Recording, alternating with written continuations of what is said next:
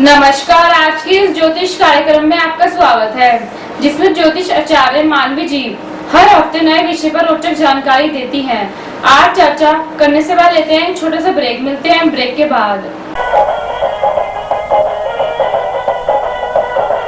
Siddharth international public school एक ऐसा विद्यालय जहां बच्चे शिक्षा प्राप्त करते हैं और उनका सर्वांगीण विकास होता है।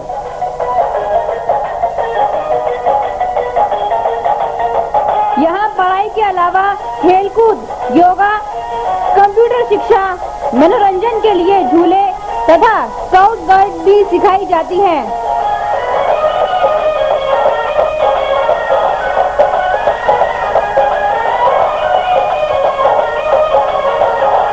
इससे बच्चों में आत्मविश्वास, सहकारिता, सहभागिता, कर्तव्य निष्ठा आदि गुणों का समावेश होता है। यहाँ हिंदी, अंग्रेजी माध्यम से शिक्षा के साथ साथ बच्चों को लाने व ले जाने के लिए यातायात सुविधा भी उपलब्ध है। यहाँ NCERT और CBSE दोनों ही पाठ्यक्रम पढ़ाए जाते हैं। नर्सरी कक्षा में दाखिला free. Siddharth international public school, east of Loni road, main Wazirabad road, Gopalpuri Chowk, Delhi 93।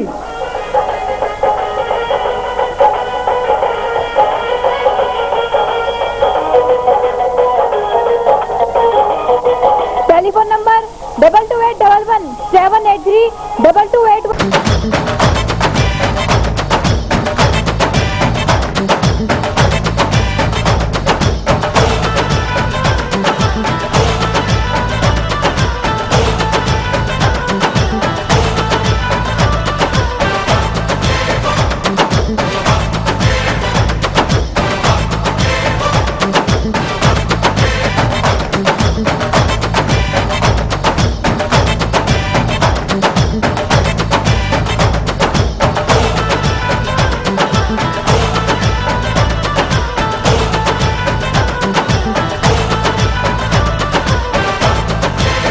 Ready to have a feast of taste as ABS Enterprises presents देवभूमि उत्तरांचल का उत्कृष्ट उत्पादन CKG mouth watering fruit jams, continental sauces, pickles in different flavors, vinegar, delicious tomato ketchup, U and CKG. What a great! आज के कार्यक्रम में आपका स्वागत है। आज हमारे साथ बैठी हैं ज्योतिष आचार्य मानवी जी। आज बात करेंगे ज्योतिष आचार्य जो बताते हैं क्या वास्तव में जनता को उनसे फायदा होता है या नहीं, फायदा होता है तो कैसे होता है। आइए बात करते हैं ज्योतिष आचार्य मानव जी से। मानव जी, क्या वजह है जब इंसान दुखी होता है, गम में होता है, तो वो ज्योतिष आचार्य के पास, बाबाओं के पास जाता है? क्या इनके पास जाने से उनका दुखों का निवारण हो जाता है या नहीं? जी देखिए, मैं सबसे पहले तो आपने ज्योतिषाचार्य और बाबा दोनों इकट्ठे वर्ड यूज़ किए हैं। पहली बात तो ज्योतिषाचार्य बाबा नहीं है और आचार्य एक डिग्री है। ज्योतिष शास्त्र का ज्ञान रखने वाले लोगों को अक्सर ज्योतिष आचार्य बोल दिया जाता है। मैं एक छोटी सी बात कहना चाहूँगी कि जब आपके पास एक बायोलॉजिकल प्रॉब्लम्स हैं तो आप डॉक्टर के पास जाते हैं अपने शरीर का इलाज करने के लिए।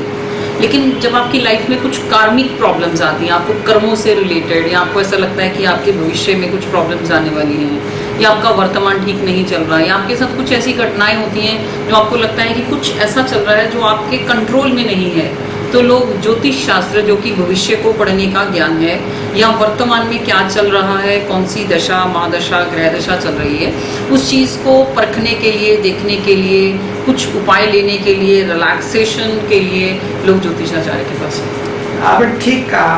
क्या ज्योतिष आचार्य इंसान के समस्या को ठीक कर देते हैं? क्या दुखों का अंत हो जाता है आने से? देखिए, ज्योतिष आचार्य ठीक नहीं करते। मैं एक बहुत बड़ा ये एक कॉन्सेप्ट दे रही हूँ कि ज्योतिष आचार्य कुछ नहीं करते।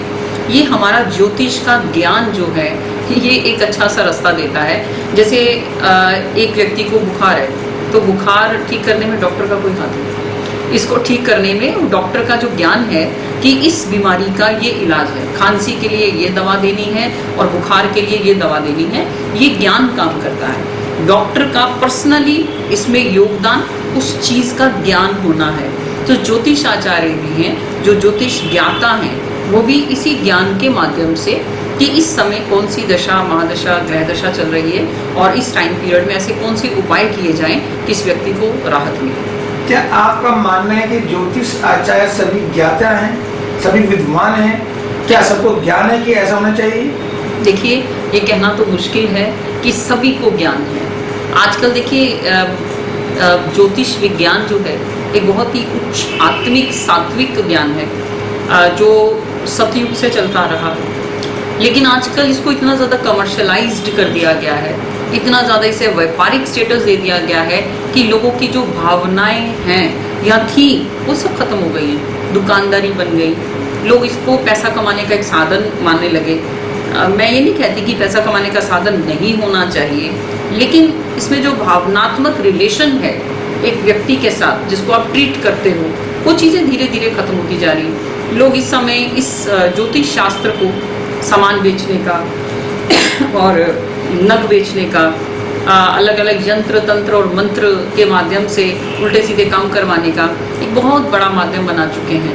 तो मुझे लगता है कहीं गलत है, क्योंकि देखिए एक व्यक्ति अपनी बहुत सारी उम्मीद के साथ आपके पास आता है कि शायद आप उसका भविष्य बदल देंगे, शायद आप उसके जीवन में कुछ ऐसा कर देंगे कि उसके सारे दुखों का अंत हो जाएगा, लेकिन ऐसा एक्चुअली होता नहीं। और ऐसा इसलिए नहीं होता क्योंकि जो ट्रीट करने वाला है वो अपनी फीस के अलावा भी आपसे कुछ ऐसी जुगाड़ करता है कि उसके मतलब माध्यम से एक अच्छा सा स्टोन बिक जाए या अच्छे से यंत्र मंत्र और तंत्रों का प्रयोग करके कुछ ऐसा करवा लिया जाए। तो ये एक भावना रहती है पैसा कमाने की। मैं ये नहीं कह रही कि हमारे समाज में अच्छे लोग नहीं हैं, अच्छे ज्ञाता नहीं हैं, बहुत सारे ऐसे विद्वान हैं, मेरे ऐसे बहुत सारे भाई हैं, बहुत सारी ऐसी मेरी बहनें हैं जो बहुत अच्छा काम कर रही हैं और लोगों को एक अच्छी दिशा दे रही हैं। लेकिन जो लोग प्रॉब्लम्स में जाते हैं उनको ये ज्ञान होना चाहिए कि सामने वाला उनसे किस तरह से बात करता है, कैसी बात करता है और कितना खर्चा बताता है। देखिए, खर्चा बताकर जो काम करवाया जा रहा है उसी से ही अंदाज़ा लगा लेना चाहिए कि आपको कहीं ना कहीं मिसगाइड किया जाए। आपने ठीक कहा, उसके बाद आप भी ज्योतिष आचार्य हैं, आप किसी से ठगी नहीं करती, किसी को बेवकूफ़ नहीं बनाती, क्या वजह है? जो सच्चाई है वो आप बताती हैं। क्यों मन में आती है कि किसी आदमी को, किसी व्यक्ति को बेवकूफ़ नहीं बनाया जाए? देखिए, मेरा तो एक सीधा सा स्टेटस है। मेरे सामने जैसा व्यक्ति बैठता है मुझे पता लग जाता है कि इसके साथ क्या प्रॉब्लम चल रही है, और किसी की आंखों में अगर आंसू आते हैं तो शायद मैं उससे फीस लेना भी पसंद नहीं करती, क्योंकि देखिए मैं आंसुओं का पैसा नहीं खा सकती। मुझे ऐसा लगता है कि आप एक माध्यम हैं, ईश्वर ने आपको एक सीट दी है, एक गद्दी दी है कि आप उस चीज़ को सही तरीके से इस्तेमाल करें और जो हो सकता है वो आप लोगों के भले के लिए करें। एक छोटी सी बात आपको और भी बताती हूँ कि मुझे अगर ऐसा लगता है कि इस व्यक्ति के पास फाइनेंशियल स्टेटस बहुत पुअर है, अच्छा नहीं है, तो फीस तो खैर बहुत दूर की बात है, मैं उसके उपाय भी इसी तरह से कराती हूँ कि उसका 1 रुपया भी खर्च ना हो और उसको उपायों का फल मिल जाए। लेकिन आपको एक छोटी सी बात बताती हूँ। मेरे पास एक व्यक्ति अभी 1 दिन पहले आया, उसका स्टेटस बहुत ज़्यादा डिस्टर्ब था, तो उसने हाथ ही जोड़ दिए कि मैडम मेरे पास इस समय कुछ भी नहीं है कि मैं उपाय भी कर सकता हूँ। तो मैंने उसको कुछ नहीं बोला, मैं आपको 2 उपाय ज़रूर बताऊंगी जो मैंने उसको बोला। मैंने उसको बोला कि भाई 40 और 41 दिन तुम्हें किसी मंदिर की सेवा करनी है, उसमें झाड़ू लगाना है, सफाई करनी है, बस आपको ये काम करना है। और दूसरा काम मैंने उसको बताया कि मंदिर से पानी लेना है और अपने घर में स्थापित करना है, और घर का पानी जो है वो आपने पेड़ों पर डालना है। आप मुझे एक बात बताइए, कौन सा पानी? जो मंदिर से आया पानी वो, या उसका कोई पर्टिकुलर प्रॉब्लम था, तो मैंने उसको ये एक छोटा सा उपाय बताया कि आपने पानी जो जल जो है वो पेड़ों पे डालना है। बताइए, इसमें 1 रुपया खर्च नहीं हुआ and he was very satisfied. तो कहने का पर्पस क्या है कि बहुत कुछ ऐसा है, हमने कुछ प्रोग्राम ऐसे दिए हैं आपके माध्यम से जिसमें हमने नमक का इस्तेमाल, मिर्च का इस्तेमाल, हल्दी का इस्तेमाल, जो लेडी अपने घर की रसोई से उठाकर भी उसका यूज़ कर सकती है। तो ऐसा नहीं है, मैं मानती हूँ कि कई बार बहुत हैवी उपाय कराने पड़ते हैं, बड़े बड़े उपाय कराने पड़ते हैं, लेकिन ऐसा नहीं है कि बड़ी बड़ी समस्याओं के इलाज छोटी छोटी चीज़ों से नहीं हो सकते। मैंने खुद देखा है कि कई बार बहुत भारी समस्याएं हैं, लेकिन चुटकी भर नमक भी अपना असर दिखा देती है। मानवी जी, आप दुनिया के दुखों का निवारण करती हैं, पर आप दुख में खुद फंस जाती हैं, उनको उनके दुख को खुद अपने पर लेती हैं, क्यों, क्या वजह है इसकी? देखिए, ये काम ज्योतिष का ज्ञान होना एक अलग बात है, लेकिन जब आप लोगों का ट्रीटमेंट करते हैं, हम लोग एनर्जी हीलर्स हैं। हमारे सामने अगर कोई नेगेटिविटी से रिलेटेड कोई व्यक्ति बैठता है तो उसकी एनर्जी का इफेक्ट होता है। ये आपके ऊपर डिपेंड करता है कि आपकी बॉडी में कितनी पावर है कि आप उन चीज़ों को झेल सकें। और सबसे बड़ी बात है, जब आप किसी का भला करते हैं, आप किसी के कर्मों के साथ, हम लोग कर्मों के साथ खिलवाड़ कर रहे हैं। ये बहुत बड़ी बात है कि ईश्वर ने तो उसके भाग्य में दुख दिए और आप पूरा प्रयास करते हो कि आप उसके दुखों का किसी न किसी माध्यम से उसके दुखों को कम कर दें, तो आप ईश्वर के काम में हाथ डाल रहे हो। तो एक तरीके से डॉक्टर अपना काम कर रहा है, लेकिन ऊपर वाले डॉक्टर ने भी तो उसके कर्मों का लेखा जोखा लिखा है ना। अगर ईश्वर ने उसको पनिश किया और हम उसको ठीक करने की कोशिश करते हैं तो उसकी पनिशमेंट कहीं ना कहीं हमें भी मिलती है। तो उस पनिशमेंट को हमें किस तरह से ठीक करना है, हमें भी अपने कर्मों को कहीं ना कहीं करेक्ट करना पड़ेगा। अगर हम सिर्फ ज्योतिष शास्त्र को या ज्योतिष इस काम को हम पैसा कमाने का एक साधन बना लेंगे तो यकीन मानिए हम इतनी नेगेटिविटी इकट्ठी कर लेंगे कि शायद हम सही तरीके से जी भी नहीं पाएंगे। माननीय, आपने ठीक कहा कि ज्योतिष के साथ साथ कुछ वास्तु शास्त्रियों ने भी ठगी का हिस्सा बनाया हुआ है। कहते हैं मकान में ऐसा नहीं होना चाहिए, मकान में वैसा नहीं होना चाहिए, ये पूछने ऐसे होनी चाहिए। क्या वास्तव में वास्तु शास्त्र इंसान की जिंदगी में कुछ कर सकता है या नहीं? देखिए, वास्तु शास्त्र एक बहुत बड़ा विज्ञान है। ये वास्तु कला है। वास्तु यानी कि वस्तु को रखने का स्टेटस। इसके अलावा जो हमारे पंच तत्व हैं, उन पंच तत्वों के अनुसार जो हमारी दिशाओं का निर्धारण हुआ है, हमारी 8 दिशाएं हैं, 4 मेन दिशाएं हैं और 4 सब डायगोनल डायरेक्शंस हैं। उन दिशाओं के अनुसार हम अपने घर के सामान को किस तरह से रखें, अग्नि को अग्नि की जगह स्थापित करें, हम पानी को पानी की जगह स्थापित करें, मिट्टी को मिट्टी की जगह स्थापित करें। अगर हम इन पंच तत्वों का सामंजस्य बिठा लेते हैं, बैलेंस कर लेते हैं, तो यकीन मानिए घर में सुख शांति रहती है। एक छोटे से ब्रेक कब आएगी बातचीत ब्रेक के बाद।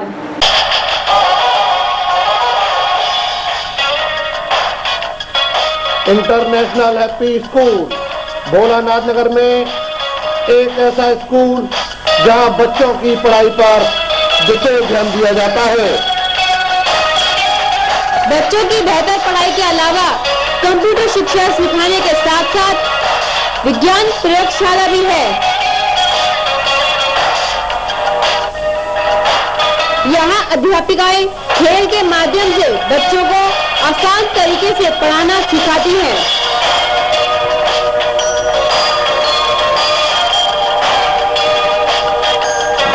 समय समय पर विभिन्न प्रकार की प्रतियोगिताओं में बच्चों को पुरस्कार प्रदान करके उनकी प्रतिभा को बढ़ावा दिया जाता है। सरकार द्वारा मान्यता प्राप्त इंटरनेशनल हैप्पी स्कूल पता international happy school Bholanath Nagar opposite Ramlila ground Shahdara 32।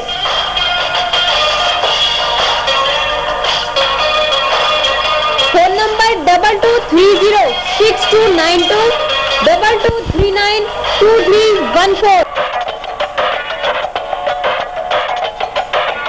MDM international school, जैसा नाम वैसी ही शिक्षा।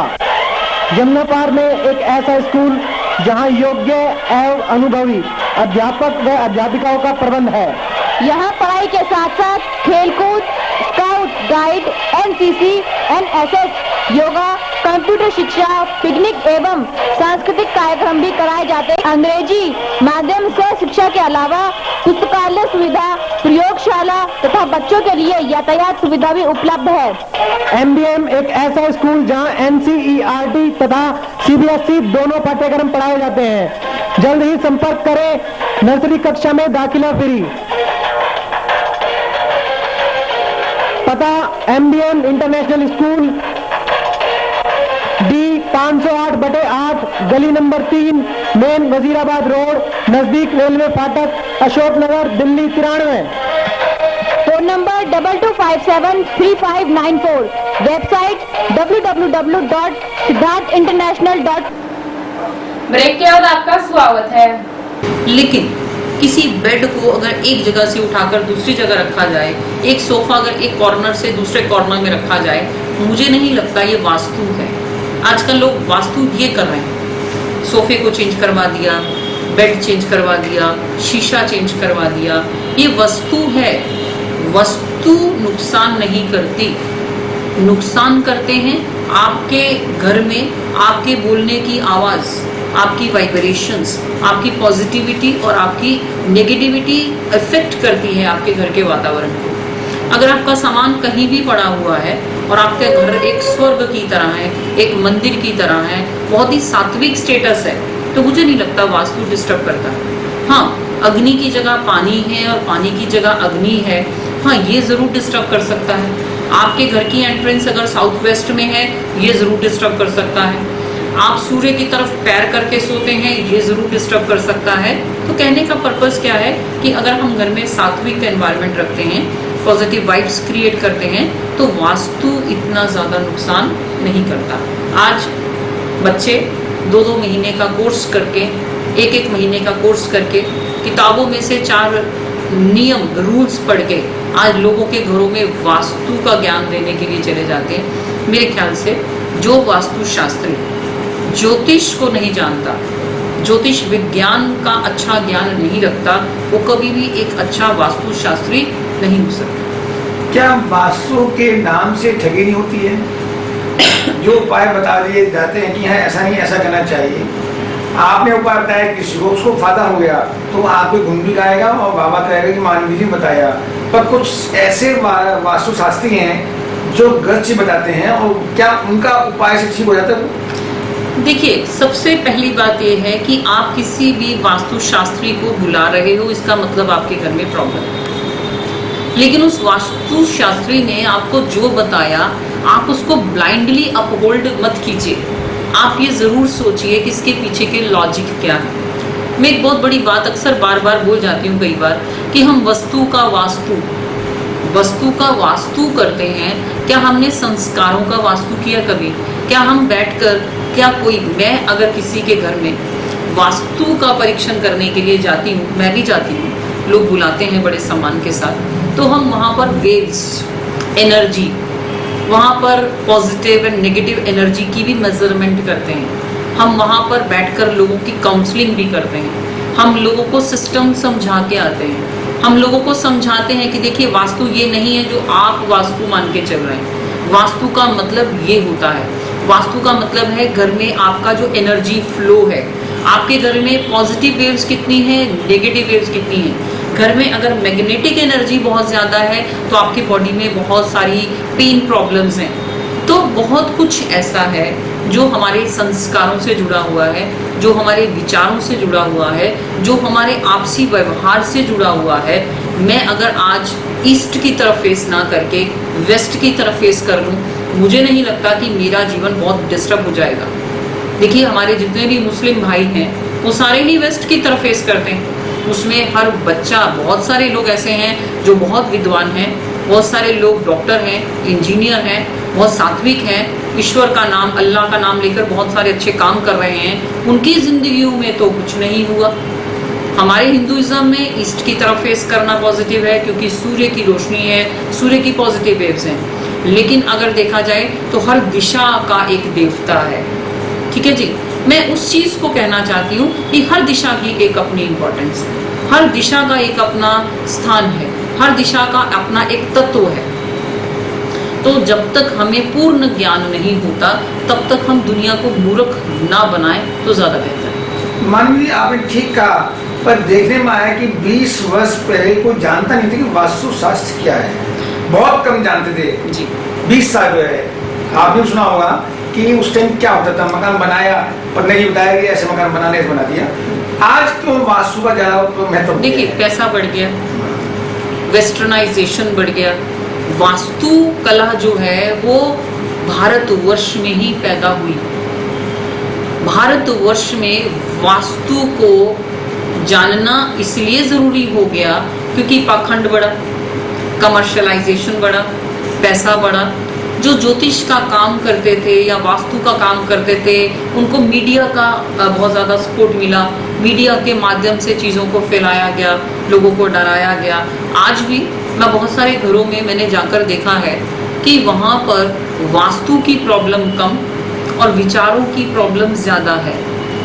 मैंने देखा बहुत अच्छे अच्छे घरों में वास्तु की कोई प्रॉब्लम नहीं है। मैंने अक्सर देखा, मैं एक बहुत अच्छे घर में बहुत ही रिच फैमिली ने मेरे को कॉल किया कि मैडम हमने आपको अपना घर दिखाना है और थोड़ी सी प्रॉब्लम्स हैं। यकीन मानिए वास्तु के हिसाब से घर बहुत अच्छा था, लेकिन जो चीज़ें मुझे नज़र आईं, कुछ दिशाओं में डिस्टर्बेंस था। लेकिन घर के बच्चे जो हैं, लड़की जो है वो ड्रिंक ले रही है, घर की बच्ची जो है वो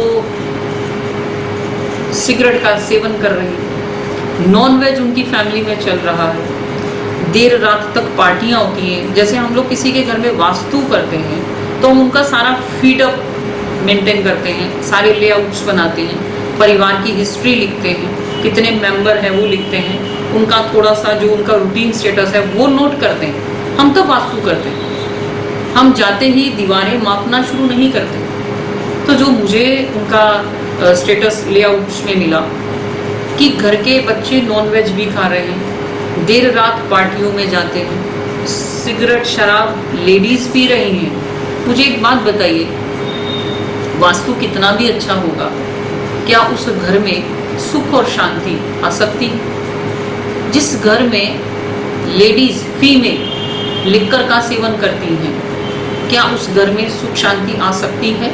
क्या उस घर में कोई व्यक्ति सही ढंग से पूजा पाठ कर सकता है?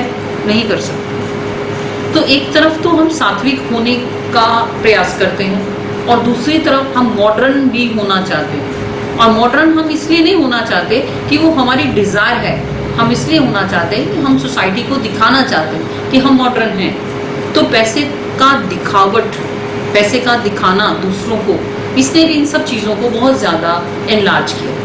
लोगों के घर में पैसा आया, लोगों ने पैसा फेंका। पैसा किस लिए फेंका? शांति पाने के लिए।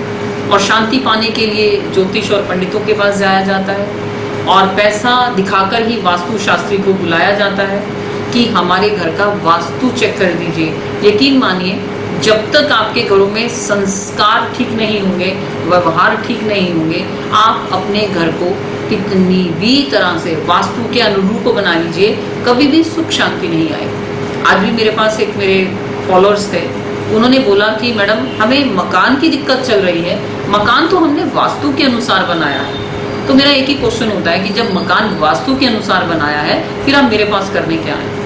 इसका मतलब कि कुछ तो ऐसा है जो वास्तु से भी ऊपर है। तो वस्तुओं को देखना या मटीरियलिस्टिक चीज़ों को देखकर अपनी ज़िंदगी का प्रेजेंट और फ्यूचर डिसाइड करना ही गलत है। मानवी जी, आपने ज्योतिष के हिसाब से या वास्तु के हिसाब से जो उपाय बताए हैं, क्या वास्तव में वो उपाय करने से इंसान को फायदा होगा आपके हिसाब से? जी देखिए, उपाय का मतलब क्या होता है ये लोगों को पता ही नहीं। आजकल के जो बच्चे ज्योतिष ज्ञाता बन रहे हैं, उनको पहली बात, उनका एक इमोशनल कनेक्शंस नहीं है लोगों के साथ।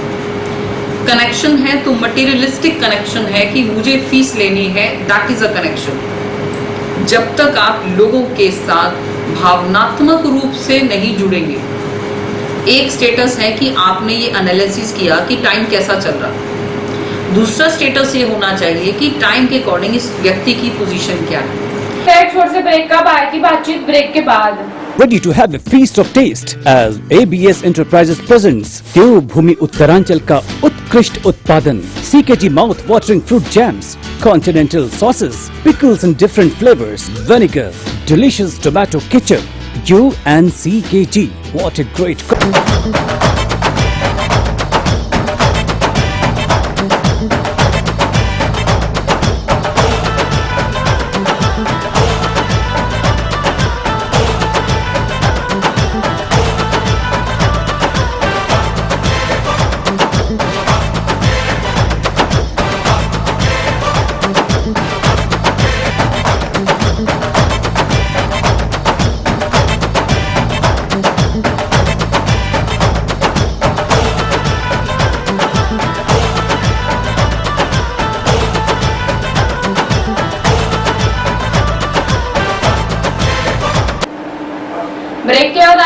स्वागत है। तीसरा स्टेटस ये होना चाहिए कि उसको उसके स्टेटस के अकॉर्डिंग ही उपाय कराया जाए। और उपाय कैसे कराया जाए? जब आपके सामने किसी की जन्म पत्रिका खुलती है तो मेरे ख्याल से ये साफ क्लियर हो जाता है कि व्यक्ति धार्मिक है, मटेरियलिस्टिक है, पीने वाला है, नॉन वेज खाने वाला है, सब चीज़ें क्लियर हो जाती हैं। तो व्यक्ति को जो ज्योतिष के जानकार हैं उनको उसके अनुसार ही उपाय कराने चाहिए। एक व्यक्ति धार्मिक नहीं है और आप उसको ये बोल देते हो कि भाई तुम रोजाना हनुमान जी के मंदिर जाके माथा टेक, वो आपके कहने से तो हनुमान जी के मंदिर माथा टेक आएगा, लेकिन उसके मन की जो भावनाएं हैं वो कभी भी उस चीज़ को स्वीकार नहीं करेगी, तो उसको कभी भी असर नहीं आएगा। होता क्या है कि जब असर नहीं आते या उसके इफेक्ट्स नहीं आते तो लोग क्या करते हैं, एक ज्योतिष ज्ञाता को छोड़ते हैं, दूसरे ज्योतिष ज्ञाता के पास जाते हैं, फिर बोलते हैं कि जी फर्क तो पड़ा नहीं। फर्क कैसे पड़ेगा? जब तक आपका भावनात्मक स्तर ईश्वर के साथ मैच नहीं करेगा, जब तक आप सरेंडर नहीं करेंगे, जब तक आप इस बात को नहीं समझेंगे कि मेरे कर्मों के माध्यम से ही मुझे सब कुछ मिलेगा, तब तक आपको असर नहीं होगा। मान लीजिए आपने कहा जन्म पत्री, जी, जिनके पास जन्म पत्री नहीं है उनका उपाय कैसे करेंगे आप? देखिए हमारे पास बहुत सारे ऐसे साधन हैं। अगर आपके पास जन्म पत्रिका नहीं है तो भी डेट ऑफ बर्थ नहीं है, टाइम नहीं है, कोई बात नहीं। अगर आपके पास जन्म पत्रिका नहीं है, आप सामने आ जाइए। मैं अगर अपनी बात करूं तो हम लोग एनर्जी रीडर हैं। सामने आने से आपकी बहुत सारी ऐसी बॉडी वेव्स हम लोग एक्वायर कर लेते हैं। हमें पता लग जाता है कि आपकी बॉडी में क्या प्रेशर है, कहाँ प्रॉब्लम है, क्या चल रहा है। इसके अलावा प्रश्न लगन एक सिस्टम, एक टेक्निक है कि अगर आपके पास कुछ भी नहीं है तो हम प्रश्न लगन के माध्यम से भी आपके भविष्य के बारे में, आपकी प्रेजेंट और करंट प्रॉब्लम्स के बारे में बता सकते हैं। मैं ये नहीं कहूँगी कि हम भविष्य के बारे में बड़ी बड़ी बातें कर सकते हैं, लेकिन आपके जो प्रश्न हैं, आपके जो क्वेश्चंस हैं कि मेरा ये काम होगा या मेरा काम नहीं होगा या क्या समस्या चल रही है, उन सारी चीज़ों के आंसर दिए जा सकते हैं। मान लीजिए जब आप उपाय बताती हैं और इंसान को उन उपायों से फायदा होता है, तब आपके मन में क्या खुशी होती है, क्या महसूस करती हैं उस टाइम आप? देखिए मैंने ज्योतिष शास्त्र को अपने तरीके से लिया। मुझे ऐसा नहीं है कि हम लोगों ने किताबी उपाय नहीं पढ़े। जब आप एज ए स्टार्टिंग स्टेज में होते हैं तो आप बुक्स ही पढ़ते हैं या अपने गुरुओं से ही ज्ञान लेते हैं या अपने बड़ों से जो इस चीज़ के ज्ञाता हैं उनसे ही समझते हैं, सीखते हैं। लेकिन जैसे जैसे हम जिंदगी की रेस में आगे बढ़ते हैं, हम लोगों के साथ मिलते हैं, लोगों की समस्याओं को सुनते हैं, तो बहुत सारे बदलाव आए। मैंने आज तक कोई भी उपाय किताबी नहीं कराया। आप यकीन मानिए मैं उपाय खुद बनाती हूँ, ग्रहों के अनुसार वस्तुओं को एसोसिएट करती हूँ और ज़्यादातर उपायों में 90% उपायों में मेरा जो स्ट्रेस रहता है वो फीडिंग का रहता है कि कोई ना कोई वस्तु जो है वो किसी के पेट में चली जाए। वो जीव जंतु हैं, वो गायें हैं, वो चिड़िया है, वो पक्षी हैं, वो जानवर हैं या ज़मीन के कीड़े मकोड़े हैं या कुत्ता है या बिल्ली है। मेरी ज़्यादा प्रेफरेंसेस में यही चीज़ें रहती हैं। और मैंने एक बात देखी है कि भोजन खिलाने से ऊपर कोई भी कर्म नहीं है। आज एक व्यक्ति को आप भोजन खिला देते हैं, उसके पेट में जब भोजन जाता है और उसकी आत्मा को जो राहत मिलती है और उस राहत को देखकर जो आपको राहत मिलती है, ये बहुत बड़ा कर्म है। चीज़ों को पानी में बहाने से बेहतर है कि वो चीज़ें किसी जीव जंतु के पेट में डाली जाएं। चीज़ों को दबाने से बेहतर है कि वो चीज़ें जो हैं आप किसी के मतलब किसी और फॉर्म में। मैं ये नहीं कह रही कि ज़मीन में दबाने के उपाय नहीं होते, मैं भी कराती हूँ, लेकिन आपको ऐसी चीज़ें ज़रूर करानी हैं जिससे लोगों के कर्म कटें, लोगों के दुर्भाग्य या प्रारब्ध का वो फेज जो आपके लिए इस समय नेगेटिव है। जैसे आपको किसी का कर्जा देना, जब तक आप किसी का कर्जा नहीं दोगे, जब तक आप किसी की पेमेंट बैक नहीं करोगे तो आपका तो छुटकारा नहीं होगा। तो क्यों ना हम उन चीज़ों को किसी और तरीके से कराएं, ताकि उपाय का मतलब वो जिससे आपको राहत मिले। हम ये नहीं कि कोई चीज़ फेंक कर आ गए कि पंडित जी ने कहा था ऐसा करने के लिए, हमने कर दिया। आप व्रत रखते हैं सारा दिन और शाम को खूब डट कर खा लेते हैं। ऐसे उपायों का या ऐसे व्रत का कोई बेनिफिट नहीं। मैं कहती हूँ आप फास्ट रखिए, लेकिन अपने खाने का हिस्सा जो है किसी गरीब को खिला कर आइए। आप 2 समय का खाना छोड़ते हैं फास्ट में, तीसरे समय का खाना खाते हैं, तो आप 2 समय का खाना अपने हाथों से किसी गरीब को खिला के आइए। मैं उस फास्ट को इफेक्टिव फास्ट मानती हूँ, शायद ईश्वर भी खुश हों। लेकिन हमें वो माध्यम ही नहीं पता कि हम किस माध्यम से क्या काम। मान लीजिए जो आप उपाय बताती हैं और इंसान को उससे फायदा होता है, तब आपके मन में क्या महसूस होता है उस दिन? मुझे बहुत राहत मिलती है। मैंने वही कहा कि जब किसी की राहत आप देखते हो, मेरे पास लोग आकर बोलते हैं कि मैडम हमारा काम हो गया, या हमें इस चीज़ से बहुत फ़र्क पड़ा, क्योंकि सारे उपाय मैं अपने ऊपर तो टेस्ट नहीं कर रही, या कि इस उपाय को करने से क्या फ़ायदा मिलेगा। लेकिन मुझे एक बात समझ में आई, इतने साल हो गए मुझे ये काम करते हुए, मैंने एक ही बात सीखी है कि किसी की आत्मा को राहत देने से बड़ा कोई भी उपाय नहीं है। ईश्वर भी तभी खुश होता है जब आपके कर्म बहुत अच्छे होते हैं। ईश्वर भी आपको तभी राहत देता है जब उसको लगता है कि आप किसी का माध्यम बन रहे हो किसी को राहत देने में। जब आप सिर्फ सेल्फिश मोटिव से काम करते हो, जब आप सिर्फ अपने आप को देखते हो, जब आप सिर्फ अपने खाने की सोचते हो, जब आप चीटिंग करते हो, जब आप धोखाधड़ी करते हो, आप किसी को दुख पहुंचाते हो, आप किसी अच्छे और नेक व्यक्ति के साथ दुराचार करते हो, तो मुझे नहीं लगता दुनिया भर के उपाय कहीं भी आपको असर दे सकते हैं। आपके सारे उपाय बेकार हैं अगर मन में ईर्ष्या है, द्वेष है, चीटिंग है, धोखाधड़ी की भावना है, आप लोगों को दुख देते हो, आपका कोई उपाय नहीं लग सकता, आप सिर्फ टाइम पास कर रहे हो। आपने कहा कि आपके मन में अच्छे काम करने की चाहत है, को अच्छा हुआ, कैसे पता पड़ेगा कि हमें अच्छे काम करने हैं या किए हैं?